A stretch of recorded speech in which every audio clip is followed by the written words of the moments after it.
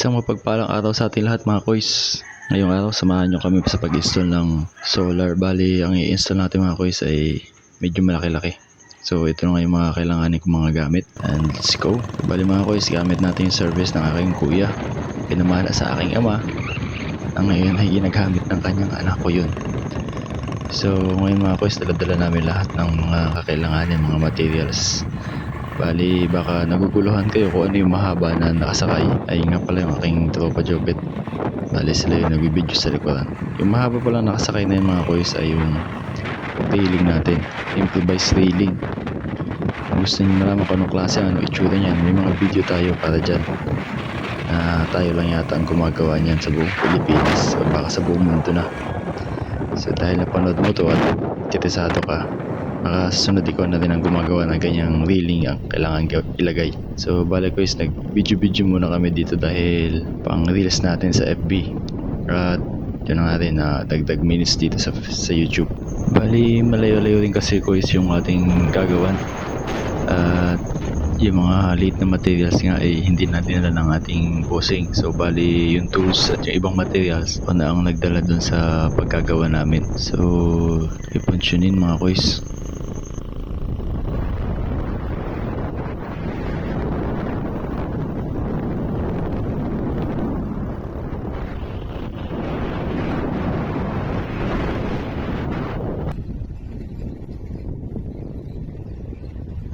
At entry ng barangay. Yun nga mga koys, so welcome sa Barangay Ligaya ng Sablayan, Occidental, Mindoro. So nandito na tayo sa barangay mismo.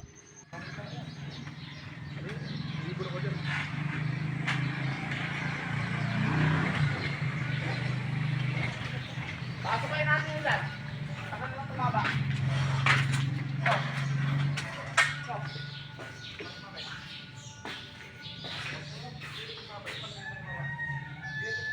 Yung zip holder mo. Yeah. So, ito na mga koys, ang ating location sa taas ng bubong. Papa Jopet to. Fresh na fresh.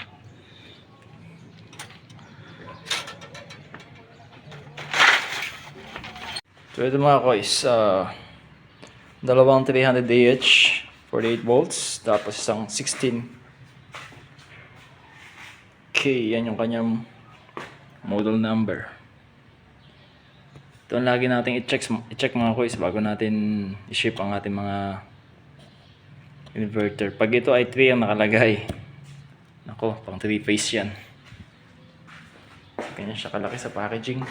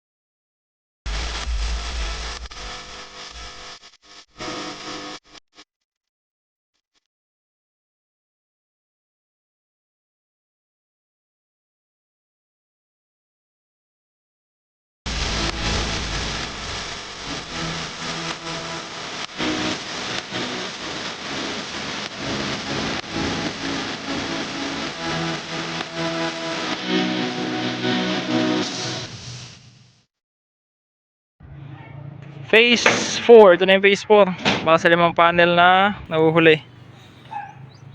Bali, meron na doon nakaabang para sa 10. Tapos 5 dito. Tapos 5 dito sa baba. 20 panels mga kois.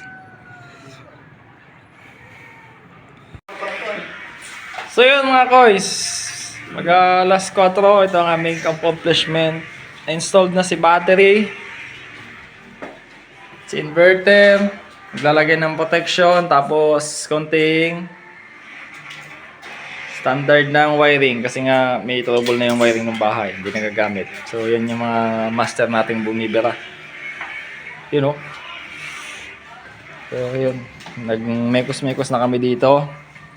Gagawin namin 3 circuito yung 6 masaksakan tigda 2 para pagdating ng 10 freezer diloaded yung linya.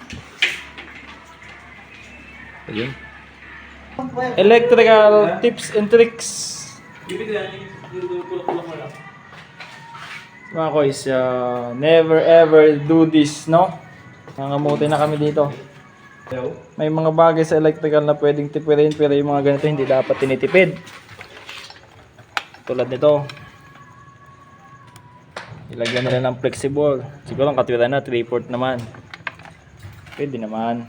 Pero kung halimbawa katulad nito na gustong i-upgrade, Yung dulo.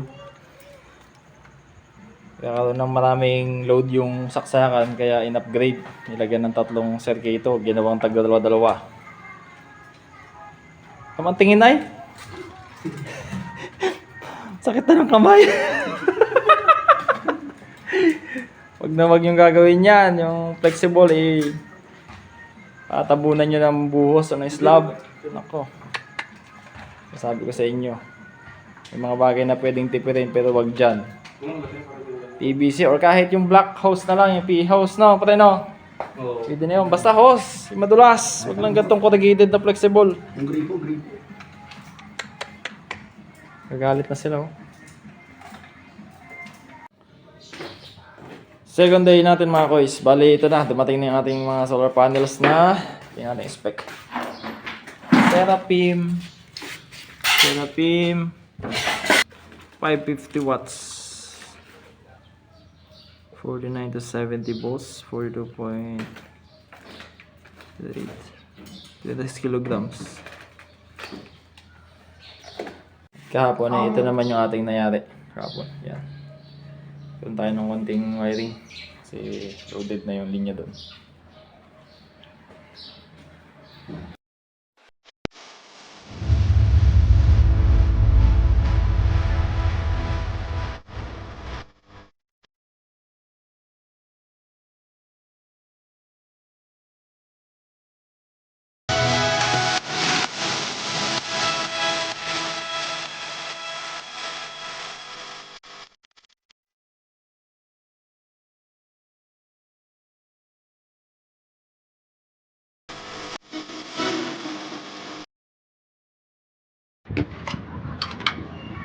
Ilatag na natin mga unang 10 mga boys dito sa kabila.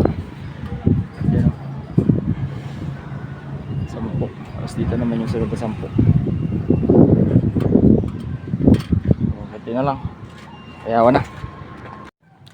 So yun mga boys. Mag-alas 5. Nakalatag tayo ng 10 dito. Saka 10 dun sa taas.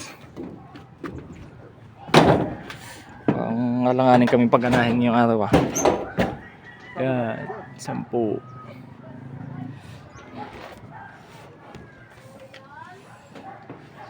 So ayun mga kois, day 3 ng ating installation. Dysfunctional na yung ating installation ngayon. Bali, 2 PB, AC in, kaya 3 yung kanyang SPD, transfer switch, distribution, dahil meron tayong lalagay na saksakan, hindi natin gagalawin ito. At ano ba? Yun lang ako is bali okay na. Ang ilalagay ko na lang ay yung AC in. Bali kukunin ko dyan sa linya na yan. Tatanggalin ko na rin yung box na yan. So message me if you want din ng ganito din na installation. Tapos open din ako for recommendation, correction, sharing of ideas. Salamat mga boys. Thank you.